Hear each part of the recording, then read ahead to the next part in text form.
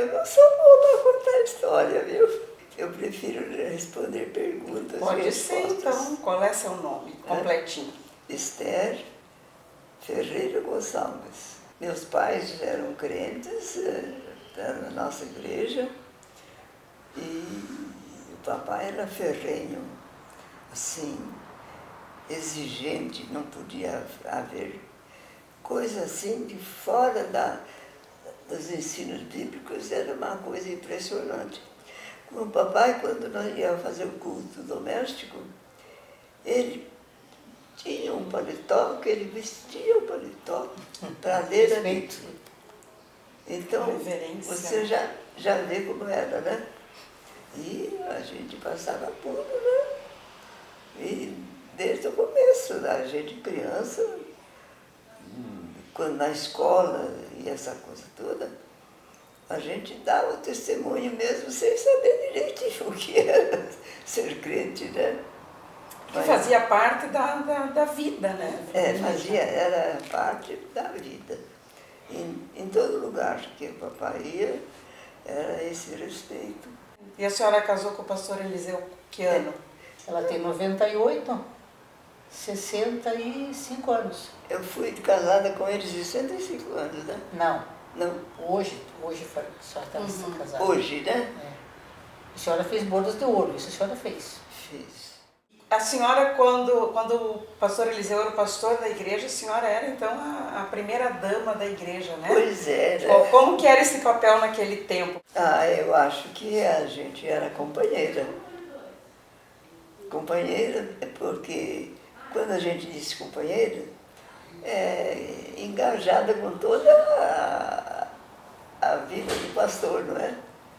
E eu fui. Ele era pastor aqui em Curitiba, morava aqui, mas ele atendia o fundo de sustento, que hoje não existe mais, a DPI do Brasil. O que era o fundo de sustento? Era um fundo que ajudava as igrejas que tinham necessidades para construir templo, né? Então todo mundo, assim como tem uma colaboração lá de cada igreja, dá uma parte para o presbitério, para o Supremo Concílio, tinha o fundo de sustento também. Então as igrejas colaboravam e eles juntavam dinheiro, e quando uma igreja ia construir, ou um pastor que estava necessitado, então esse fundo de sustento, que era da EPI do Brasil, ajudava as igrejas. E o meu ex-marido era secretário dele lá, em São Paulo. Secretário do Eliseu. Olha só. Nós éramos dois secretários que acabamos casando. Então a senhora participava ativamente da vida da igreja? Participava. A senhora chegou a ter algum cargo, assim?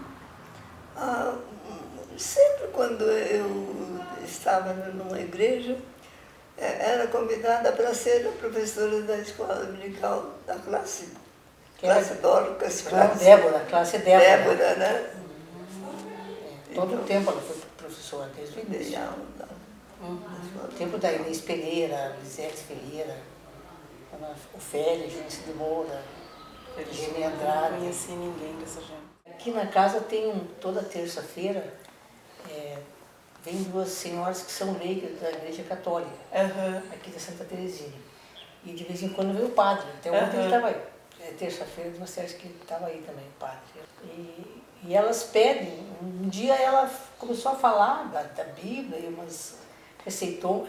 recitou uma poesia, e as mulheres ficaram encantadas com ela. Então Deus também está dando oportunidade dela pregar o Evangelho aqui dentro. Na hora que elas fazem uma missa. Ela sempre dá uma palavra para toda Esther, ela aproveita, né? Eu comecei com poesia, mas eu não falei o salmo tal, né? Eu faço uma poesia, aquele Senhor, eu creio em vós, não os vejo por certo, mas tu és muito grande. Mas eu mudo um pouco as palavras, viu? E eu sou um elemento muito simples, mas eu creio em vós. Vós sois grande. Eu enfeito um pouco o salmo. No nosso tempo de mocidade, o som era o Juca e o Jô, né? os dois irmãos do Juca. Eles que mandavam e comandavam. Bem quando começou a sair, alguém sair de internet, essa coisa, eles que entendiam, né? Então eles tomavam, onde a gente ia, lá iam os dois com essa parafernália. No tempo que eu era secretária, a gente conhecia a igreja inteira, eu sabia o telefone de todo mundo, o endereço de todo mundo, não existia WhatsApp, não existia celular, não existia nada, né? Então por isso que eu sei o nome, o sobrenome, o telefone da igreja, até hoje eu sei de cor. Por causa da memória. Filho, qual é o telefone da igreja? Eu acho que eu sei. Pois é. Você sabe? Eu sei. Então diz aí. 3323-1640, se não mudou é esse. Aliás, na igreja, muita gente, quando quer saber o nome, o sobrenome, pergunta para mim. Você ainda lembra? Eu ainda lembro. Tinha muito, todos os lugares que a gente foi cantar, todos os cultos, tinha história, quem cantou, por que foi cantar lá, estava tudo escrito, né? Coisa linda. E foram anos, né, que a gente ficou na frente. Foi um período muito bom, né, Simone? Foi. E a gente cantava a Bíblia, né? Sim. E assim era compromisso, né, Simone? A gente não faltava. E lá em casa a gente tinha assim uma sabatina, meu pai era presbítero, né? Então, eu lembro quando eu fui fazer profissão de fé, eu reprovei 3 vezes. Tinha que fazer a classe de catecúmenos e tinha uma prova. A gente passava por uma bancada, né? Hoje a gente chamaria de bancada, na época, claro que não existia essa palavra. Mas os presbíteros faziam um monte de perguntas e viam se estava preparado ou não, né? Em todos os aspectos. Meu pai foi o primeiro que me reprovou a primeira vez. Ele achava que eu era muito nova, que não estava preparada ainda. Mas é e eu engraçado. tive que fazer esses 3 vezes classe de catecismo. Né? O catecismo de fé, maior, menor, a gente tinha que decorar aquilo. Eles perguntavam sobre as perguntas do catecismo. E isso caía nessa prova. A gente não fazia profissão de fé se eu não soubesse isso.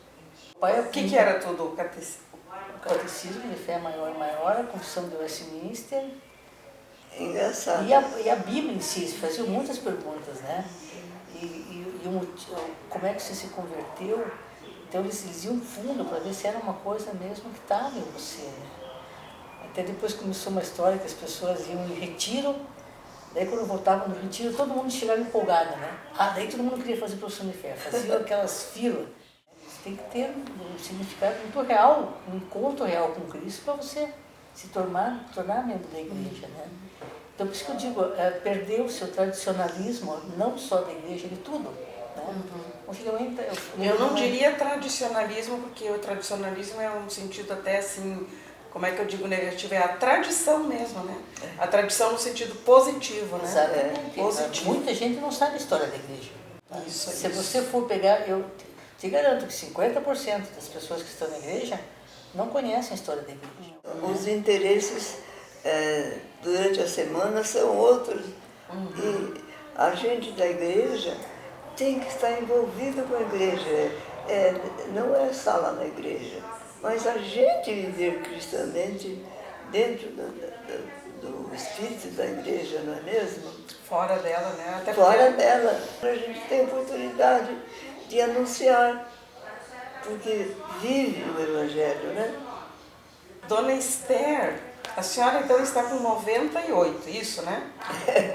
O que a senhora gostaria de deixar de mensagem para as novas gerações, para os jovens que estão aí, para os adolescentes, para as crianças, diante de tudo que a senhora já viveu nesses 98 anos? Primeiro, eu acho que nós temos que ter vindo uma vida cristã no dia a dia. Nós, se quisermos evangelizar, não é chegando no púlpito e lendo a passagem bíblica e anunciar o Evangelho. Anuncia sim, mas o viver é a melhor maneira de anunciar o Evangelho.